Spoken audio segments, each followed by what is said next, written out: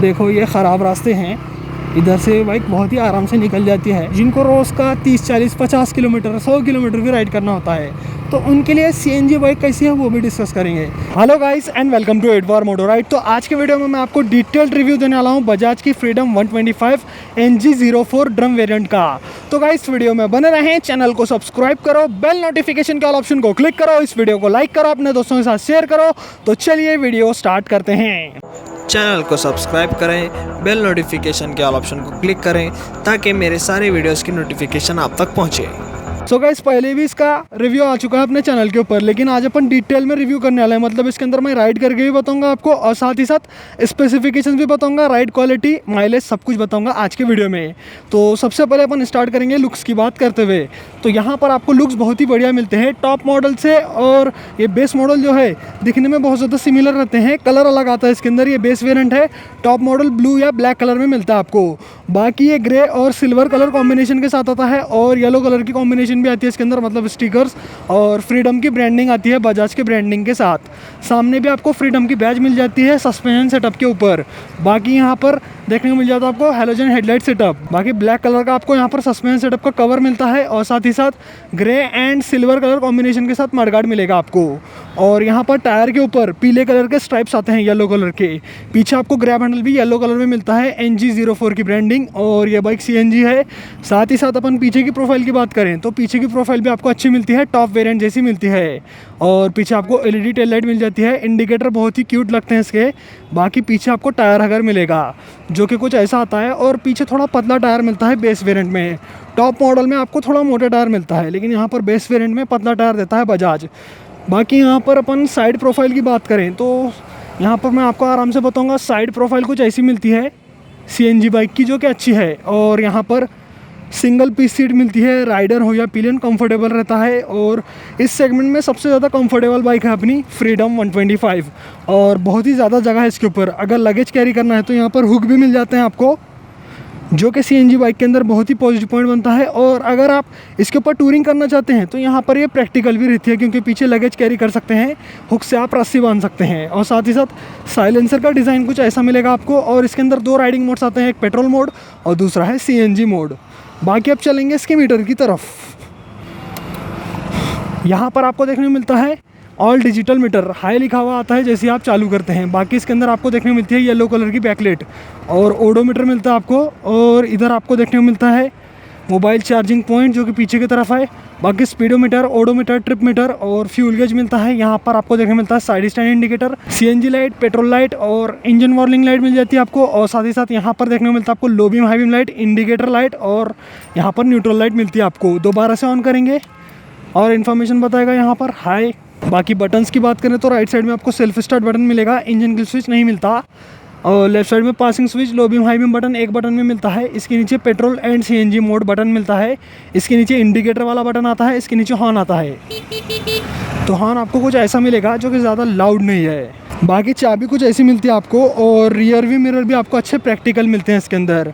अब चलेंगे फ्रंट की तरफ। सस्पेंशंस की बात करें तो फ्रंट में टेलीस्कोपिक फोक आते हैं जो कि नॉर्मल हैं, और पीछे मिलता है आपको मोनोशॉक जो कि अच्छी क्वालिटी का है। और यहाँ टायर्स की बात करें तो ज़्यादा मोटे टायर नहीं आते बेस मॉडल में। सामने मिलता है आपको 80, 90, 17 का टायर, 17 इंच का अलॉय व्हील। और पीछे आपको मिलता है 80, 100, 16 का टायर, 16 इंच का अलॉय व्हील। तो यहाँ पर पीछे 16 इंच का अलॉय व्हील मिलता है आपको।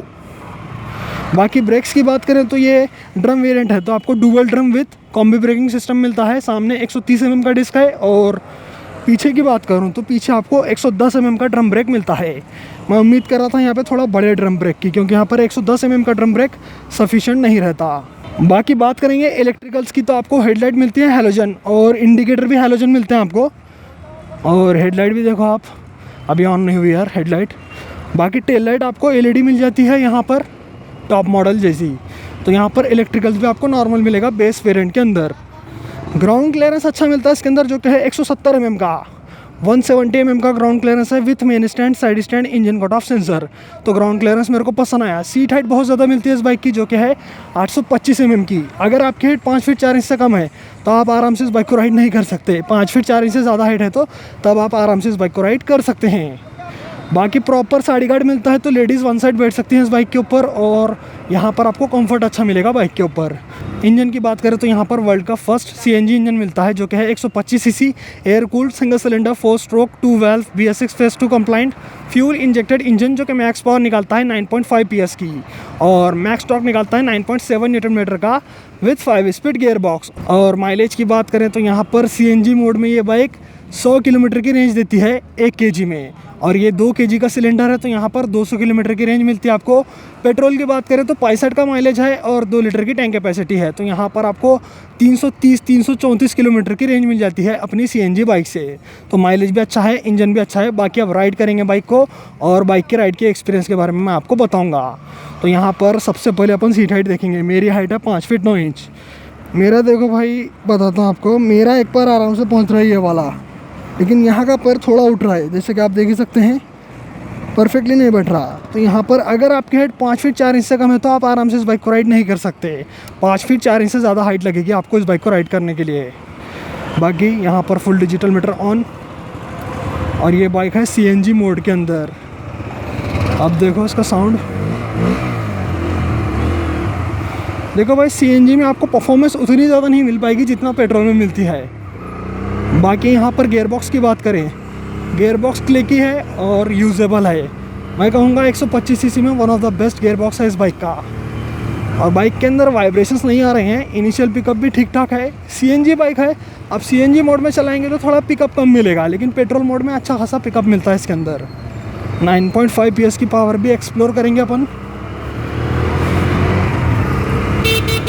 बाकी मेरे को हॉर्न पसंद नहीं आया इस बाइक का।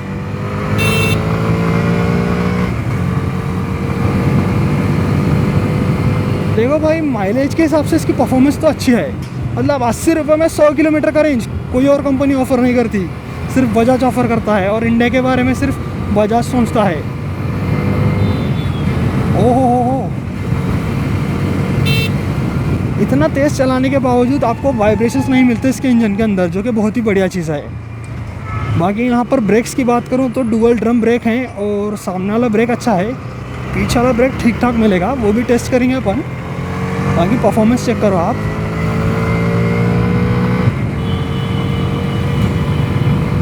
अच्छे से भाग रही है यार, खुल के भाग रही है गाड़ी ये।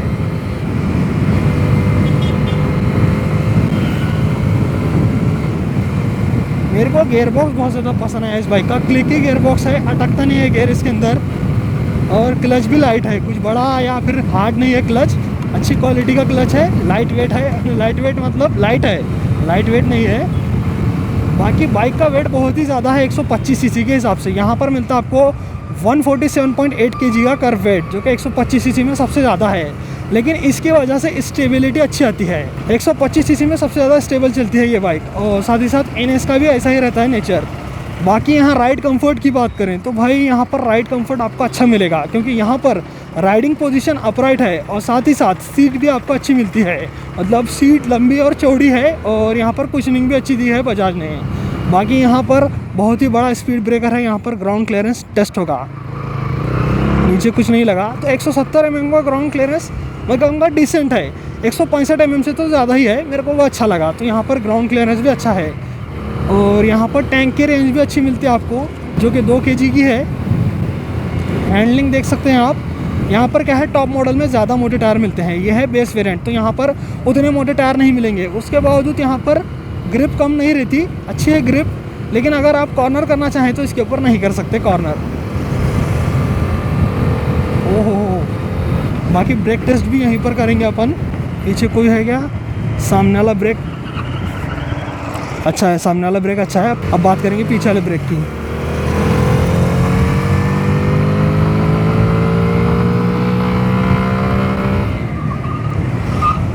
देखो भाई, इसके अंदर ABS नहीं आता, टॉप मॉडल में भी ABS नहीं आता, और पीछे वाला ब्रेक अच्छे से काम कर रहा है। मेरे हिसाब से इसके टॉप मॉडल में ABS आ जाना चाहिए, सिंगल चैनल ABS ही क्यों ना हो, आ जाना चाहिए ABS। तो बजाज को यहाँ पर ABS देना चाहिए। बाकी इसके अंदर ब्रेक्स अच्छे मिलते हैं। और सस्पेंस सेटअप की ट्यूनिंग की बात करूँ तो यहाँ पर ख़राब रास्तों के हिसाब से बहुत ही बढ़िया है इसका सस्पेंस सेटअप, क्योंकि मैं ख़राब रास्तों पर भी चला रहा था तो मेरे को अनकंफर्टेबल फील नहीं हो रहा था, और बाइक ज़्यादा झटके नहीं लेती, बहुत ही अच्छे से कंफर्ट प्रोवाइड करती है राइडर को। तो लॉन्ग राइड के लिए वन ऑफ द बेस्ट है अपनी CNG बाइक। मतलब फ्रीडम 125। बाकी यहाँ पर ग्रिप भी अच्छी मिलती है, हालांकि पतले टायर हैं, 80 सेक्शन का टायर है, उसके बावजूद मेरे को तो कोई दिक्कत नहीं आ रही है। लेकिन अगर मैं कॉर्नर करना चाहूँ तो बेस वेरिएंट में मैं कॉर्नर नहीं कर सकता। टॉप मॉडल में थोड़ा बहुत आपको कॉर्नरिंग कैपेबिलिटीज़ मिल जाएंगी, क्योंकि वहाँ पर 120 सेक्शन रियर टायर आता है और इधर 80 सेक्शन टायर, तो यहाँ पर पतला टायर है, इसलिए कॉर्नरिंग परफॉर्म मत करो इस बाइक के ऊपर। वहाँ की हैंडलिंग तो आप देख ही सकते हैं, बहुत ही अच्छी है, आरामदायक है,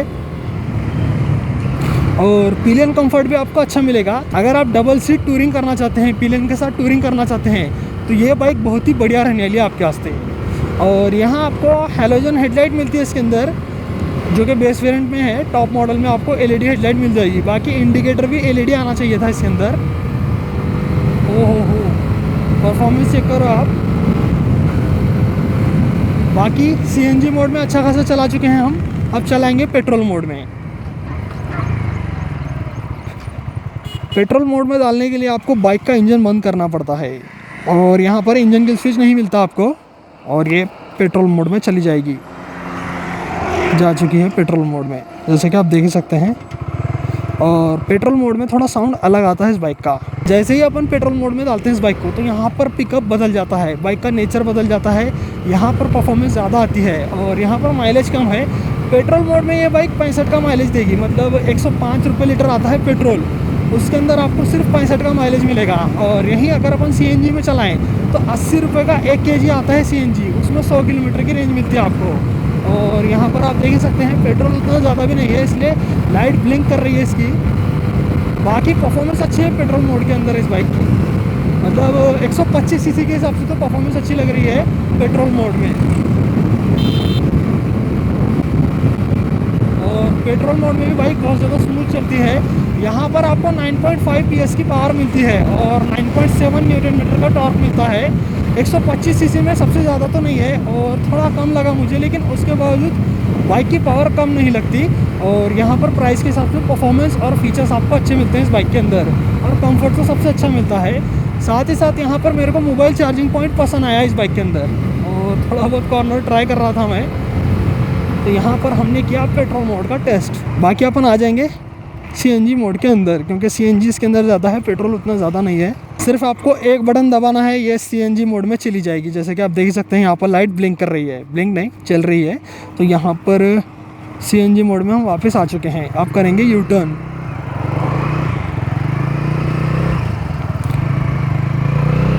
भाई बहुत सारे लोगों को कैसा रहता है, उनको माइलेज के लिए बाइक चाहिए जो कि फैमिली पर्पस फुलफ़िल कर सके, और साथ ही साथ क्या रहता है, वो कारोबार या फिर बिज़नेस या जॉब वाले रहते हैं, जिनको रोज़ का 30, 40, 50 किलोमीटर, 100 किलोमीटर भी राइड करना होता है।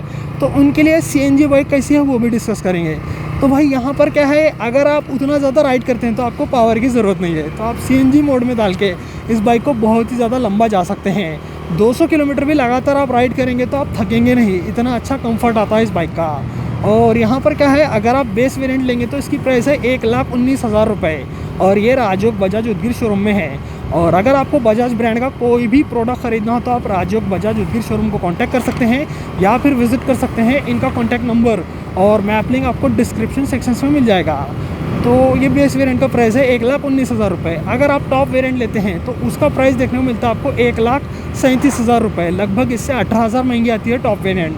टॉप वेरिएंट में आपको सेम इंजन मिलेगा, और वहाँ पर एलईडी हेडलाइट मिलेगी, और ब्लूटूथ कनेक्शन मिलेगा, और मोबाइल कनेक्टिविटी देखने को मिल जाएगी आपको उसके मीटर में। वहाँ पर थोड़े बहुत फीचर्स ज़्यादा मिलेंगे आपको, ज़्यादा मोटे टायर्स मिलेंगे उसके अंदर, लेकिन यहाँ पर क्या है, पतले टायर मिलेंगे आपको उसके कंपैरिजन में। मीटर जो है थोड़ा छोटा मिलेगा, कम इन्फॉर्मेशन देगा, और साथ ही साथ यहाँ पर एलईडी हेडलाइट नहीं मिलेगी आपको। और यहाँ पर क्या है, आपको डिस्क ब्रेक नहीं मिलेगा फ्रंट में, और पतले टायर मिलेंगे। तो भाई अगर आप 18,000 रुपये बचाना चाहते हैं तो भाई बचा लो। 1,19,000 रुपये में ये बाइक ज़्यादा वैल्यू फॉर मनी है, क्योंकि इस प्राइस में कोई और कंपनी इतना ज़्यादा माइलेज ऑफ़र नहीं करती, और इतनी अच्छी बिल्ड क्वालिटी भी ऑफ़र नहीं करती, और साथ ही साथ इतना अच्छा कंफर्ट भी ऑफ़र नहीं करती, जो कि बजाज कर रहा है फ्रीडम 125 के बेस वेरिएंट से। और अगर आप टॉप वेरिएंट लेते हैं तो उसके अंदर ABS भी नहीं आता, तो मेरे को सेंस नहीं लगता वो ख़रीदने का, क्योंकि 1,37,000 रुपये में ABS आ जाना चाहिए था। कंपनी ने ABS नहीं देके बहुत ही बेकार काम किया है। बाकी नेक्स्ट अपडेट में ABS आ जाए तो मज़ा आ जाए।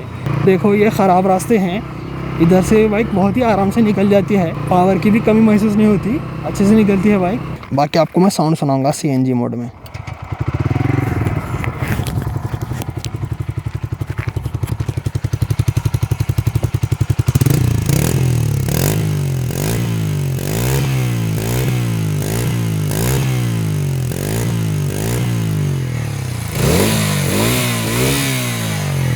अब पेट्रोल मोड में साउंड सुनेंगे अपन इसका।